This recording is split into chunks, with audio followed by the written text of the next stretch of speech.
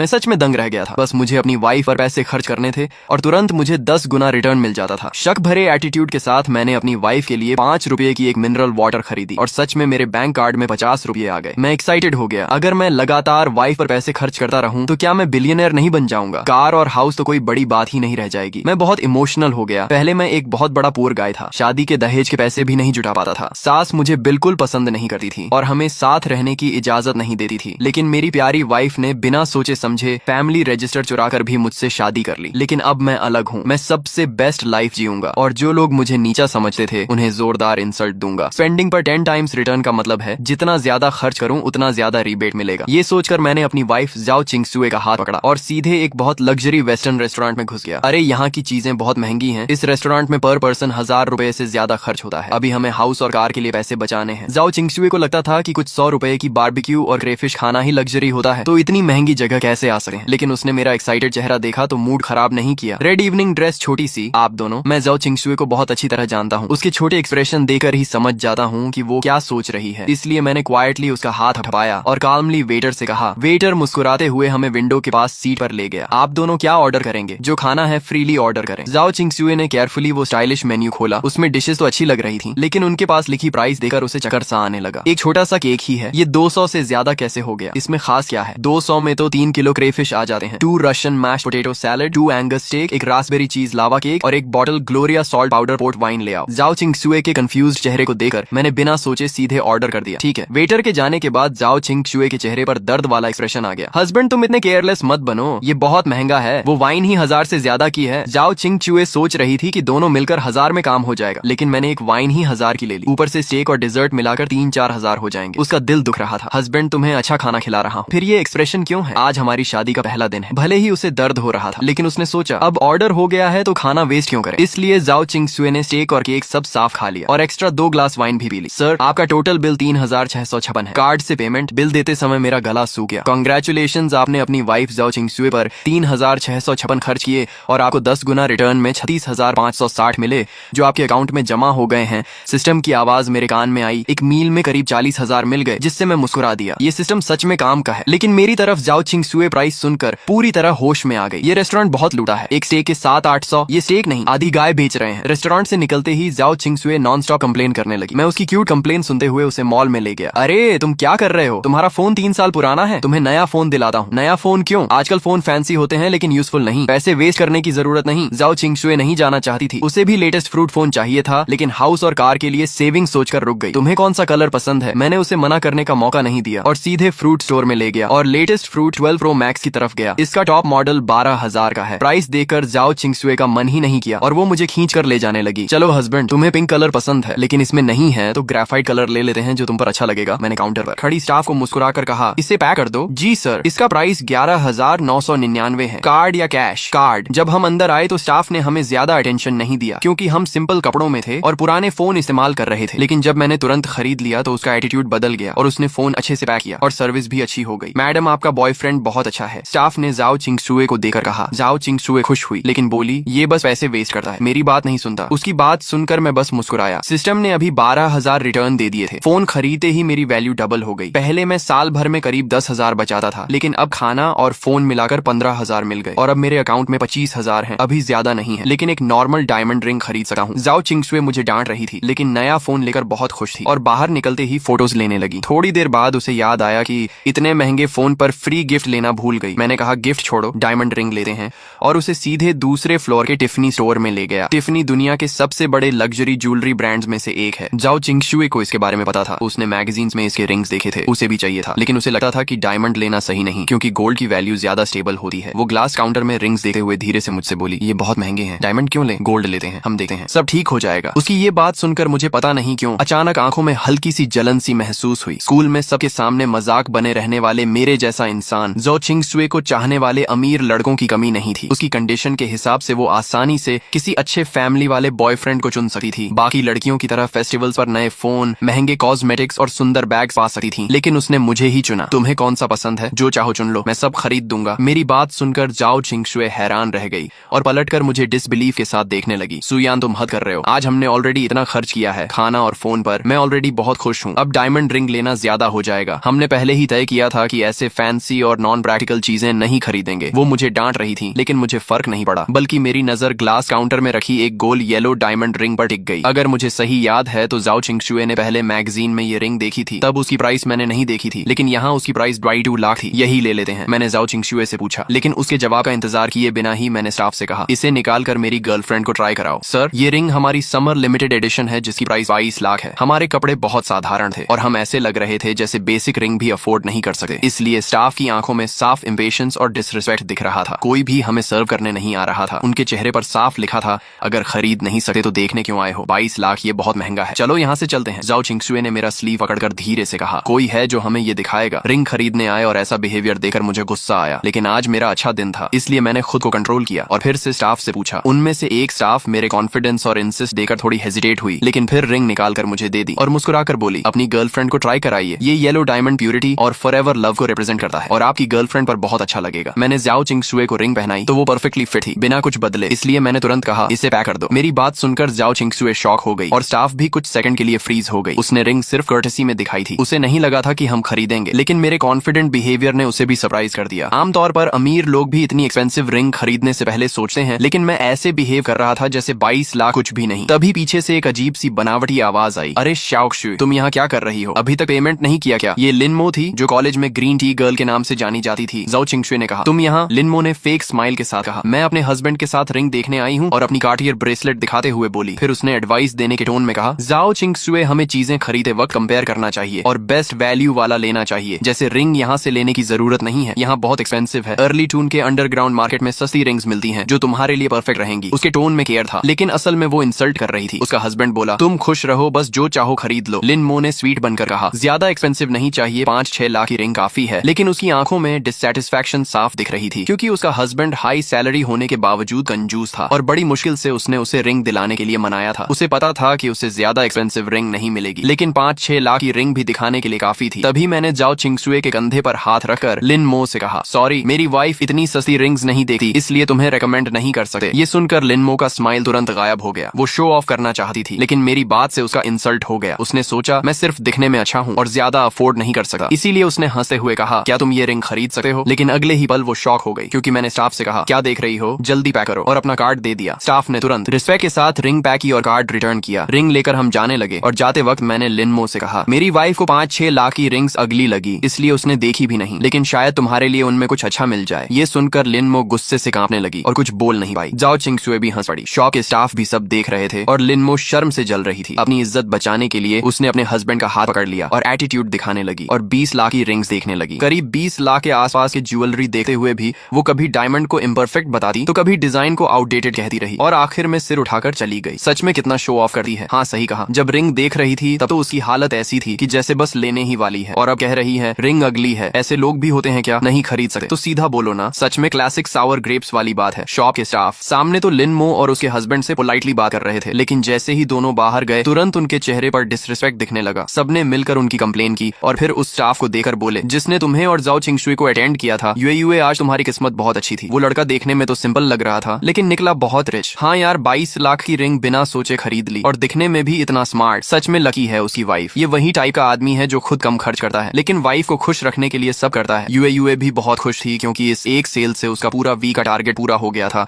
इसलिए उसका मूड बहुत अच्छा था। उसने कहा, सही है पार्टनर, ऐसा होना चाहिए जो वाइफ को पैम्पर करे। लेकिन जाओ चिंगशुए को ये सब नहीं पता था। आज 20 लाख से ज्यादा खर्च होने से वो अभी भी नर्वस थी। उसने देखा कि तुम अभी भी एक्साइटेड हो और शायद कॉस्मेटिक्स देखने का सोच रहे हो, तो उसने जल्दी से तुम्हें घर ले गई। घर पहुंचते ही उसने तुम्हें पकड़कर पूछा, सच बताओ तुम्हारे पास इतने पैसे आए कहां से? कहीं तुमने अपनी सारी सेविंग तो खर्च नहीं कर दी? अपने हाथ में बड़ी सी रिंग को देखते हुए वो तुम्हारी गोद में बैठकर तुम्हारा चेहरा पकड़कर पूछने लगी। तुमने कहा कि मैंने हाल ही में कंपनी का एक बड़ा प्रोजेक्ट कंप्लीट किया है, ये उसी का बोनस है। सिस्टम वाली बात तुम उसे बता नहीं सकते थे, और बताने पर भी वो शायद बिलीव नहीं करती, इसलिए तुमने ये एक्सक्यूज दे दिया। ये सुनकर जाओ चिंगशुए और ज्यादा परेशान हो गई और बोली, क्या बोनस मिला तो तुम ऐसे ही खर्च कर दोगे? ये तो हमारे हाउस का डाउन पेमेंट था। तुमने मजाक में कहा तो क्या रिंग वापस कर दें? शायद 10-15 लाख वापस मिल जाए। जाओ चिंगशुए तुरंत सीरियस होकर बोली, मैं इतनी बेवकूफ नहीं हूँ, ये मेरी रिंग है, तुम इसे वापस नहीं कर सकते। और ऐसे रिएक्ट करने लगी जैसे तुम सच में उससे रिंग छीन लोगे। थोड़ी देर मस्ती करने के बाद वो थकर सो गई। तुमने उसके सोने के बाद उसके फॉरहेड पर हल्का सा किस किया और फिर उसका फोन उठाकर उसका शॉपिंग ऐप ओपन किया। जाओ चिंगशुए को ऑनलाइन शॉपिंग बहुत पसंद थी, लेकिन वो सिर्फ चीजें देखती थी, पसंद आने पर कार्ट में डाल देती थी, लेकिन रेयरली खरीदी थी। तुम कई बार उसका पूरा कार्ट खरीदना चाहते थे, लेकिन पैसे नहीं थे। अब अकाउंट में 2 मिलियन से ज्यादा थे, तो तुमने बिना सोचे उसका पूरा कार्ड चेकआउट कर दिया। उसमें मोस्टली ड्रेसेस, कॉस्मेटिक्स और एक्सेसरीज थी और टोटल करीब 12 लाख हुआ। इससे तुम्हें 1.2 मिलियन का रिटर्न मिला और पहले के पैसे मिलाकर अब तुम्हारे अकाउंट में लगभग 3.7 मिलियन हो गए। इतने पैसे शायद बड़े शहर में हाउस खरीदने के लिए कम हो, लेकिन कार खरीदने के लिए काफी है। ये सोचते हुए तुम जाओ चिंगशुए को गले लगाकर सो गए। अगले दिन सुबह तुमने अपनी आंखें मली और जाओ चिंगशुए का सुंदर सा चेहरा तुम्हारे सामने था। वो बोली, ओ लेजी पे उठ जाओ, ब्रेकफास्ट तैयार है। आराम से ब्रेकफास्ट करने के बाद जाओ चिंगशुए ठोड़ी पर हाथ रखकर एक्साइटेड होकर प्लान बनाने लगी कि आज छुट्टी है तो कहाँ घूमने जाए। उसने फोन निकालकर गाइड देखने लगी कि कहाँ टिकट और ट्रैवल का खर्च कम पड़ेगा, लेकिन तुमने पहले ही डिसाइड कर लिया था, इसलिए तुमने उसका फोन रखवा दिया और मुस्कुराते हुए उसका हाथ पकड़कर उसे बाहर ले गए। जाओ चिंगशुए भोलेपन से तुम्हारे पीछे चल पड़ी, लेकिन कल के बड़े खर्च को याद करके उसने तुम्हें वार्न किया कि आज मुझे एक्सपेंसिव जगह मत ले जाना, 100 रुपए से ज्यादा का खाना मैं भूखी रह जाऊंगी, पर नहीं खाऊंगी। तुमने कहा ठीक है, मैं तुम्हें लो बजट जगह ले जाऊंगा। ये सुनकर वो मान गई और तुम्हारे साथ चल पड़ी। लेकिन जब मेट्रो से उतरकर वो डेस्टिनेशन पर पहुंची और 4S शोरूम का बड़ा सा बोर्ड देखा तो वो शॉक हो गई। ये है तुम्हारी लो बजट जगह। तुम उसका हाथ पकड़कर अंदर ले जाते हुए बोले, हम बस एक 1-2 मिलियन की कार ही लेंगे, करोड़ों वाली स्पोर्ट्स कार्स को तो हम देखेंगे भी नहीं। तुम उसे खींचते हुए अंदर ले गए और उसके सैड एक्सप्रेशन को इग्नोर कर दिया। ये शोरूम बहुत बड़ा था जिसमें 3 फ्लोर थे। पहले फ्लोर पर नॉर्मल कार्स थी जिनकी प्राइस आमतौर पर 1 मिलियन से कम थी, दूसरे फ्लोर पर मिलियन रेंज की कार्स थी और तीसरे फ्लोर पर सिर्फ VIP मेंबर्स ही जा सकते थे। इसलिए तुम जाओ चिंगशुए को सीधे दूसरे फ्लोर पर ले गए। पहले फ्लोर पर वो थोड़ा नर्वस थी, लेकिन दूसरे फ्लोर पर आकर वो रिलैक्स्ड हो गई क्योंकि उसे पता था कि यहाँ की कार्स तुम अफोर्ड नहीं कर सकते। उसने एक रेड पोर्शे कायन पसंद कर ली और सेल्स गर्ल को बुलाकर पूछा, इसकी प्राइस क्या है। सेल्स गर्ल ने तुम्हें पहले ही देख लिया था और उसे लगा कि तुम लोग अफोर्ड नहीं कर सकते, इसलिए वो पहले इग्नोर कर रही थी। लेकिन जब तुमने बुलाया तो उसने कैजुअली कहा, इंश्योरेंस मिलाकर इसकी प्राइस करीब 2.2 मिलियन है। तुमने बिना सोचे तुरंत कहा, ठीक है मैं ये लेता हूँ। ये सुनकर जाओ चिंगशुए और सेल्स दोनों शॉक हो गए। तुमने फिर कामली रिपीट किया कि मैं यही कार ले रहा हूँ। जाओ चिंगशुए कुछ बोल नहीं पाई और तुम्हारी शर्ट खींचने लगी, लेकिन तुमने इग्नोर किया और सेल्स से कहा, कार्ड स्वाइप करो। सेल्स तुरंत एटीट्यूड बदलकर तुम्हें VIP एरिया में ले गई और प्रोसेस शुरू कर दिया। तुमने जाओ चिंगशुए के सिर पर हाथ फेरते हुए कहा कि ये कार मैं अपनी वाइफ के लिए ले रहा हूँ ताकि वो आराम से ऑफिस जा सके। सेल्स ने जाओ चिंगशुए की खूब तारीफ की और कहा, तुम दोनों परफेक्ट कपल हो। थोड़ी देर बाद जाओ चिंगशुए शांत हो गई। तभी सिस्टम की आवाज आई कि जाओ चिंगशुए के लिए 2.2 मिलियन की पोर्शे खरीदने पर तुम्हें 20 मिलियन का रिवॉर्ड मिला है और साथ में बोनस में एक फेरारी लाफेरारी भी मिली है। ये सुनकर तुम अंदर से बहुत खुश हो गए क्योंकि तुम्हें एक्स्ट्रा सुपर कार मिल गई। लाफेरारी जैसी कार करोड़ों की होती है और तुमने कभी सोचा भी नहीं था कि तुम्हारे पास ऐसी कार होगी। तुम एक्साइटमेंट में खो गए। तभी जाओ चिंगशुए ने गुस्से में कहा कि तुम मेरी बात सुन भी रहे हो या नहीं, और गुस्से में एक ग्रेप खा लिया। फिर तुमने हंसते हुए कहा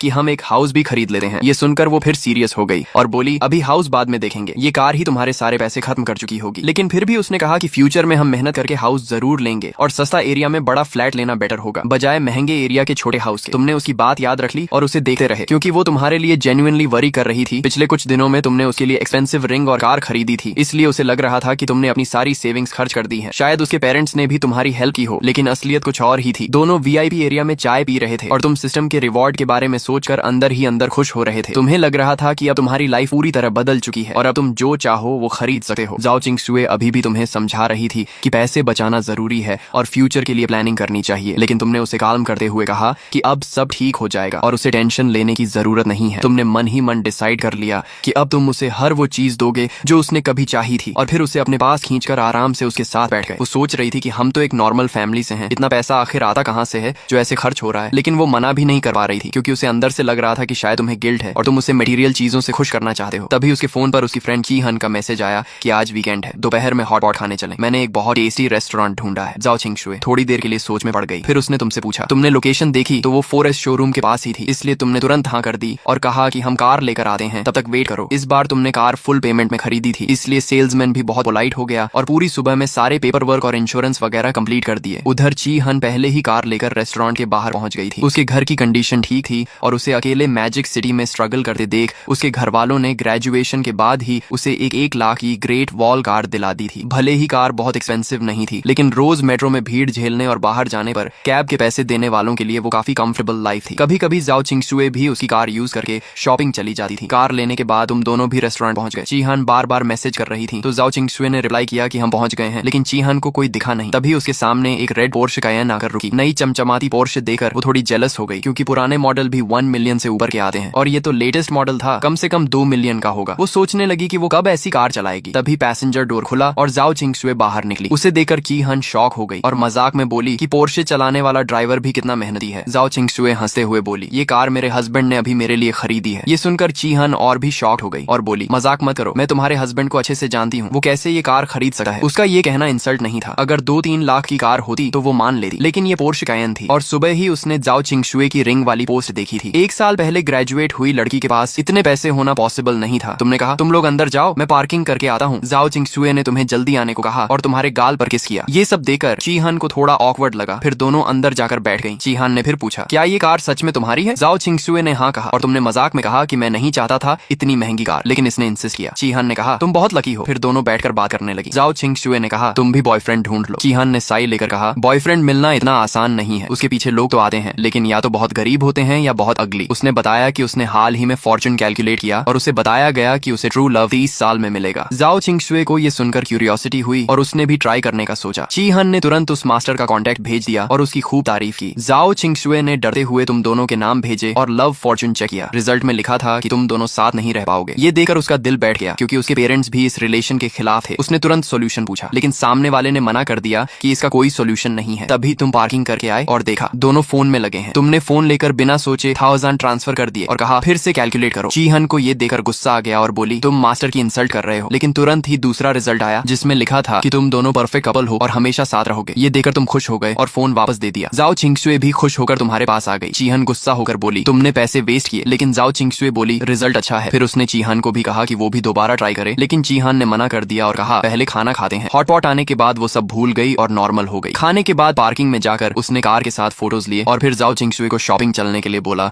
लेकिन तभी जाओ चिंगशुए को उसकी माँ का कॉल आया और उसे घर बुलाया गया। उसका घर आउटस्कर्ट्स में था और वहां पहुंचने में 2 घंटे लगे थे, इसलिए वो अकेले मेट्रो से चली गई, क्योंकि उसका लाइसेंस अभी नहीं आया था। तुम और चीहान भी अपने अपने घर चले गए। तुमने कार पार्किंग में लगाई और जैसे ही अंदर जा रहे थे तभी एक फेरारी ला फेरारी तुम्हारे सामने आकर रुकी। तुम उसे देखकर इम्प्रेस हो गए, लेकिन तभी तुम्हारी वाइफ का कॉल आया और उसने घबरा कर कहा सू यूएन सब खत्म हो गया। मेरी माँ को पता चल गया कि हुकू बुक गायब है। कल सुबह से ही प्रॉब्लम शुरू हो गई है। जाओ किंगशुए मेरे साथ मैरिज सर्टिफिकेट लेने के लिए चुपके से घर गई और हाउस होल्ड रजिस्टर चुरा लाई। ये हाउस होल्ड रजिस्टर आमतौर पर उसकी माँ अपने बेडरूम के बेड साइड टेबल के नीचे रखती थी। नॉर्मल तौर पर जब जरूरत नहीं होती तो उसे कोई छूता भी नहीं था। उसने सोचा था कि बाद में मौका देकर चुपके से वापस रख देगी, लेकिन किस्मत देखो आज ही उसकी माँ को पता चल गया। कुछ दिन पहले जाओ किंगशुए ने अपनी माँ से मेरे साथ शादी की बात की थी, इसलिए उसकी माँ तुरंत समझ गई कि रजिस्टर कहाँ गया है। इसलिए उसने तुरंत जाओ किंगशुए को कॉल किया। पहले तो वो उसे बहुत बुरी तरह डांटना चाहती थी, लेकिन फिर उसने सोचा कि जब बेटी रजिस्टर लेकर भाग ही गई है तो अब डांटने का कोई फायदा नहीं। इसलिए उसने खाने का बहाना बनाया और उसे घर वापस बुलाकर बंद करने का प्लान बनाया। अब जाओ किंगशुए घर में बंद है और बाहर नहीं निकल सकती। मुझे भी उसने चोरी छुपे बाथरूम में छुपकर कॉल किया। मैंने कहा कोई बात नहीं, मैं अभी आता हूँ। उसकी बात सुनकर मैं भी थोड़ा घबरा गया, लेकिन जल्दी ही खुद को संभाल लिया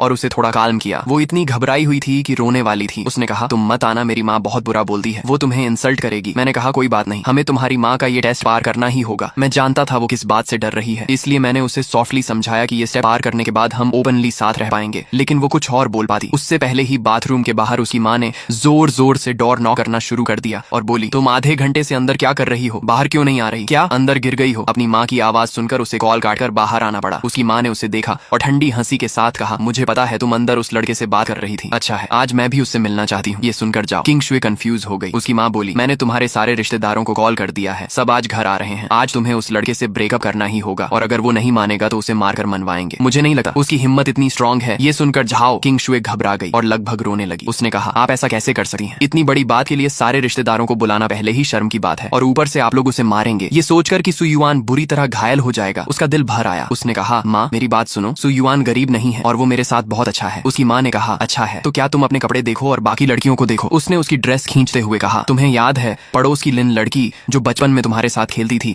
वो पढ़ने के लिए बड़े शहर गई और वहाँ एक अमीर लड़के से रिलेशनशिप में आ गई जिसके घर में बिजनेस है। उसकी शादी बहुत ग्रैंड हुई और लड़के वालों ने 1 मिलियन कैश दिया और उसके परिवार को घर और कार भी खरीदी। कुल मिलाकर 5 मिलियन खर्च किए। जाओ किंगशुए ने कहा माँ वो लोग अलग हैं, हम कंपेयर नहीं करते। उसकी माँ बोली मैं भी कंपेयर नहीं करना चाहती, लेकिन मैं उसे रोज अच्छे कपड़ों में देखती हूँ और वो बाहर निकलते वक्त एक कदम भी नहीं चलती, जबकि तुम रोज जॉब करती हो और खुद के लिए नए कपड़े भी नहीं खरीदी। ये देखकर मुझे दर्द होता है। उसने अपने सीने पर हाथ रखकर कहा मुझे तुम्हारी चिंता होती है, समझी? ये सुनकर जाओ किंगशुए रो पड़ी और अपने मुंह पर हाथ रख लिया। तभी डोरबेल बज गई जिससे दोनों की बात रुक गई। वो अपना चेहरा छुपाकर कमरे में चली गई और उसकी माँ डोर खोलने चली गई।